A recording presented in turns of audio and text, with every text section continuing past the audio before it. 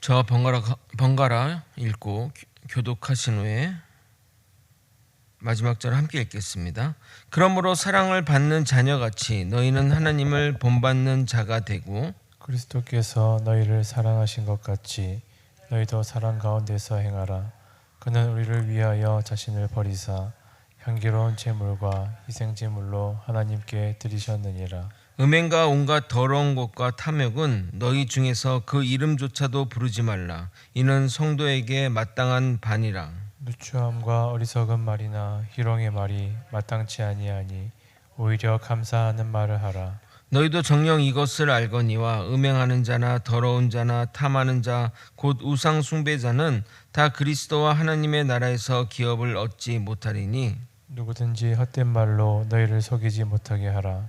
이로 말미암아 하나님의 진노가 불순종의 아들들에게 임하나니. 함께 읽겠습니다. 그러므로 그들과 함께하는 자가 되지 말라.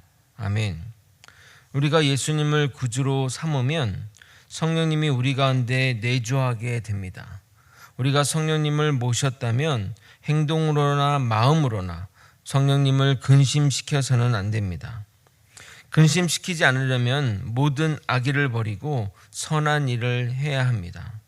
어제 설교 가운데는 설명하지 않았는데 6가지 악의와 3가지 선한 일은 공동체 안에서 공동체 지체들에게 대하는 마음과 행동을 말합니다. 교회 공동체를 한 지체로 여기며 친절히 대하고 긍휼하게 여기며 서로 용서해야 합니다.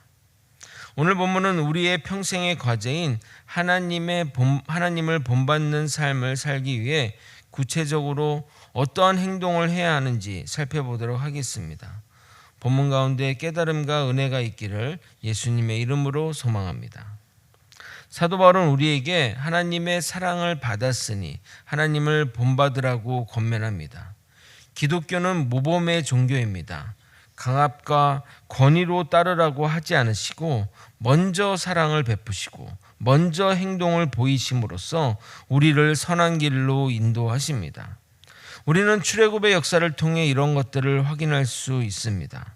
이스라엘 백성들의 그 간절한 기도에 응답하셔서 하나님은 이스라엘 백성을 애굽에서 건져내셨습니다. 그리고 이후에 하나님을 따르는 율법을 주신 겁니다. 그것도 언약 체결을 통해서 말입니다. 그러나 세상의 종교들은 행동을 해야 구원을 준다고 말합니다. 이것이 세상 종교와 기독교와의 가장 큰 차이라 하겠습니다. 이해를 돕기 위해 구체적인 예를 들어보면 자녀가 물에 빠졌습니다. 그러면 부모는 달려가서 무조건 구하고 이후 행동을 가르칠 것입니다. 그런데 달려가서 그 자녀를 구하기 전에 이 자녀가 구원받을 만한 행동을 했는지 아닌지 파악하고 구원할지 말지를 결정할 부모가 있습니까? 하나님은 우리가 구원받을 만한 조건이 하나도 없음에도 먼저 구원하셨습니다. 그리고 구원받은 백성으로서의 삶을 살라고 말씀하는 겁니다. 그것도 구원해 주었으니 대가로 살라는 것이 아니라 그렇게 사는 것이 좋으니까 살라고 말씀하시는 겁니다. 오늘 본문도 보십시오. 사랑받은 자녀이니 하나님을 본받으라고 말씀하시고 내가 너희를 사랑한 것 같이 너희도 사랑을 행하라고 말씀하십니다. 하나님이 먼저 그것을 행하시고 너희는 그 길을 따라오라고 이야기하는 겁니다. 1절과 2절을 읽겠습니다. 그러므로 사랑을 받는 자녀같이 너희는 하나님을 본받는 자가 되고 그리스도께서 너희를 사랑한 것 같이 너희도 사랑 가운데 행하라. 그는 우리를 위하여 자신을 버리사 향기로운 제물과 희생 제물로 하나님께 드리셨느니라. 아멘.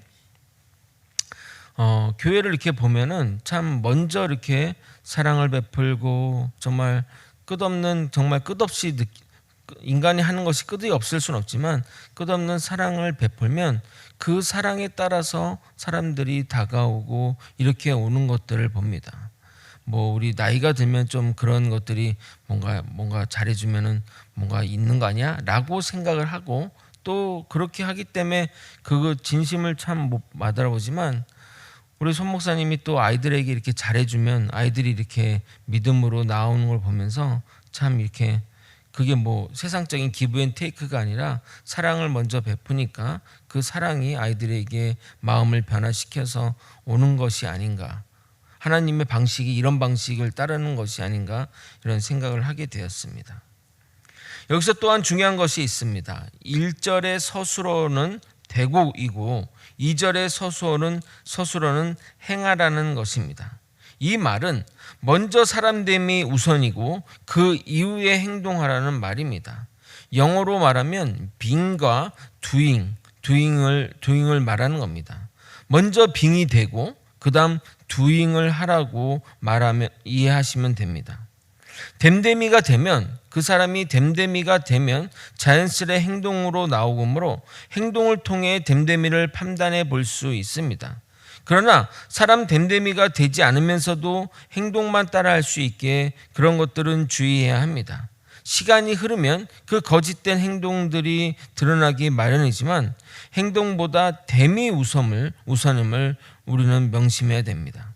그러니까 사랑을 베풀려면 그 사랑받는 그것을 받았기 때문에 우리가 그 본받는 자가 되는 것이 먼저고, 그리고 사랑을 행하는 것이 후에 이루어져야 한다는 겁니다. 기독교는 사람됨을 굉장히 강조합니다. 예수 그리스도를 닮은 삶, 예수 그리스도를 따르는 삶, 이 삶을 강조한다는 겁니다. 이어서 사도 바울은 우리가 입에도 담지 말아야 할 것 세 가지를 언급합니다. 3절을 여러분이 한번 읽어보도록 하겠습니다. 함께 읽겠습니다. 시작.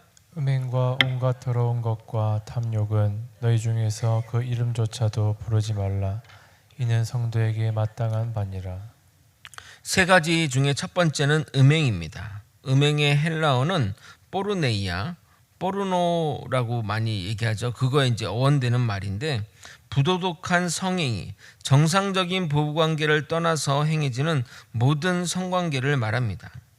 당시 로마 시대는 공창 제도가 제도화되었던 시대였고, 남성이 그러한 것들에 출입하는 것이 전혀 문제되지 않았습니다. 로마 시대는 이러한 음란함으로 인해 성병이 유행했다고 합니다. 그래서 자신의 아내들에게 전염시키고 했던 것입니다. 어떤 역사가에 따르게 되면 로마의 멸망에 이 성병이 큰 역할을 했다고 말하기도 합니다. 그런 사회적 분위기 가운데 여성들은 남성 중심의 성문화에 치를 떨었고, 그것이 기독교가 여성들, 특히 부유층 여성들에게 전파되는데 주요한 이유가 되었던 것입니다. 그러니까 다른 그 세상의 종교들은 뭐 음란이나 이런 것들을 오히려 장려하고 또 그런 것들을 되게 아름답게 막 묘사하기까지 했지만 기독교는 전혀 다른 목소리를 냈던 겁니다.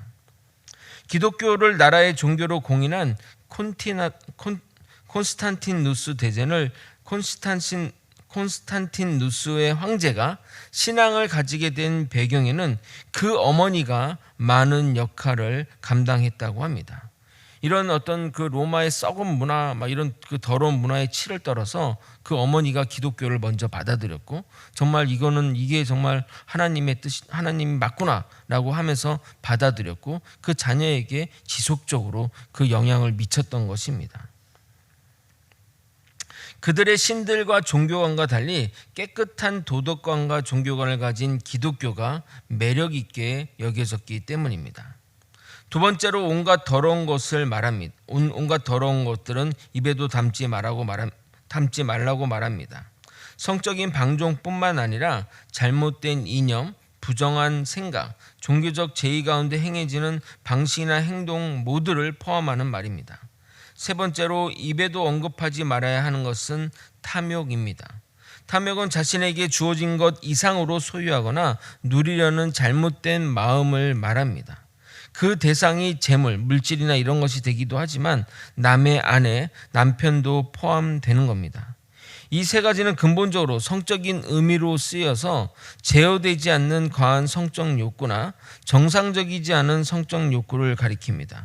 거룩하게 구별된 하나님의 백성들은 이러한 것들을 가지고 대화의 주제로 삼아서는 안 되는 것입니다. 사도 바울은 성적인 범죄에 대해 말도 하지 말라고 한 후에 말과 관련된 범죄의 세 가지를 언급하면서 그것도 해서는 안 된다고 강조합니다. 4절을 읽겠습니다. 누추함과 어리석은 말이나 희롱의 말이 마땅치 아니하니 오히려 감사하는 말을 하라. 첫 번째, 누추한 말입니다. 이 단어의 뜻은 도덕적으로 사람을 부끄럽게 하는 말을 말합니다. 속되고 더러운 말을 말하는데 제가 여러분의 이해를 돕기에 예를 들 수 없음을 이해해 주시고 흔히 말하는 음담패설이라고 생각하시면 됩니다. 두 번째로 어리석은 말인데 원문의 의미는 지능이 떨어지는 자의 말을 의미합니다. 무지한, 또 그것뿐만 아니라 무지의 말로 하나님을 모르며 하는 그 말들도 포함된다고 보면 됩니다. 세 번째로 희롱하는 말인데 경박하고 상스럽고 무례한 말을 말합니다. 성희롱적인 표현, 남을 무시하는 발언과 같은 것들입니다. 그러한 말은 입에도 담지 말고 우리는 감사하는 말을 해야 합니다. 감사는 그리스도인의 만국 공통어입니다. 거제 소망교회 성도 여러분, 감사 노트 잘 쓰고 있으리라 믿습니다. 아멘. 우리도 한번 1년 후에 어떤 결과, 어떤 간증의 제목이 있는지 한번 나눠보도록 하겠습니다. 저도 열심히 쓰고 있습니다. 5절을 읽겠습니다. 충격적인 말입니다. 여러분이 한번 읽어보겠습니다. 시작. 너희도 정녕 이것을 알거니와 음행하는 자나 더러운 자나 탐하는 자 곧 우상 숭배자는 다 그리스도와 하나님의 나라에서 기업을 얻지 못하리니. 하나님이 가장 싫어하는 범죄가 우상 숭배이자 이런 우상 숭배자는 구원에서 배제가 되는데 성적으로 하지 말아야 하는 것, 이 세 가지를 하는 사람들은 우상 숭배자라고 말합니다. 그러나 성적인 범죄가 우상 숭배는 아니잖아요 말할 사람이 있을 것인데 우상 숭배는 기본적으로 하나님보다 우선하는 것들을 말하며 하나님의 자리에 하나님이 아닌 다른 대상을 두고 숭배하거나 따르는 것을 말합니다. 성적인 것은 사람을 중독시킵니다. 술 또는 마약이나 도박은 우리를 중독시키는 것들 중 대표적인 것인데 성적인 것, 성적인 범죄 이런 것들도 사람들을 중독시키는 대표적인 것들입니다. 그래서 병원에서 그러한 것들에 대한 중독 클리닉이 존재하는 것입니다. 우리가 중독이 되면 우선순위는 바뀌게 됩니다. 결국 그러한 중독은 그 사람이 망가질 때까지, 죽을 때까지 몰고 갑니다. 그래서 사도 바울은 이것들을 이름조차 부르지 말라고 말하는 겁니다.